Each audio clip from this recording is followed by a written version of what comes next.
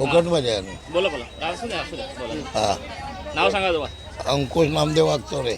सध्या एसटीची भाडेवाढ झाली 15%. वाढवायला नाही पाहिजे सध्याला तर, कारण परिस्थिती अजून ही नाही. पाऊस काळ कमी आहे, त्यामुळे अजून 1-2 वर्ष त्यांनी हे करावं.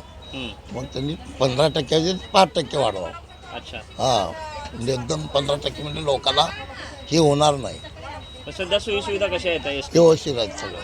बरं. एकदम गाडी पॅसेंजरला काय त्रास नाही, काय नाही. पहिल्यासारखं ड्रायव्हर पहिलं कसं बोलत होतो, जरा उघराट बिघराट असे व्यवस्थित प्रेमानं आणि मायानं बोलतात.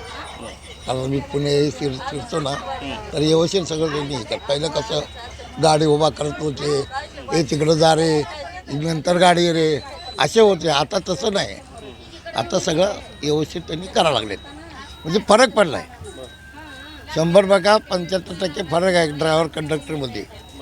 पण भाडेवाढीचं भाडेवाढीचं 5% वाढावं, म्हणजे एकदम वाढलं म्हणजे लोकांना पण हे झालं पाहिजे ना, का सगळेच काय ही नाही. ती महागाईच्या मानाने ती बरोबर आहे 10% पण जरा ही वाटते. काय वाटतं? काय आता एस टीचं तिकीट वाढून एकीकडे देऊन एकीकडे वसूल करायचं काम चाललंय. आणि काय लाडक्या बहिणीचं ती पैसे देऊन एस टीला तिकीट वाढवून कुणी वसूल करायचं. आणि काय कुठे चालला होता? वडापूरला चालला. किती आहे तिकीट आता? आम्हाला 40 रुपये आणि गड्याशीला 80 रुपये. 80 रुपये वाढते मग आता 40. वाढतंय मग आता. असं म्हणलं काय इकडून नाही इकडून वसूल, इकडून द्यायचं इकडून वसूल करायचं असं आहे. मग काय करायचं, वाढल्यावर जाणं येणं तर करणं भागच आहे, करावं तर लागणारच आहे. मग काय. नाव काय? माझं नाव सविता नागनाथ कांबळे.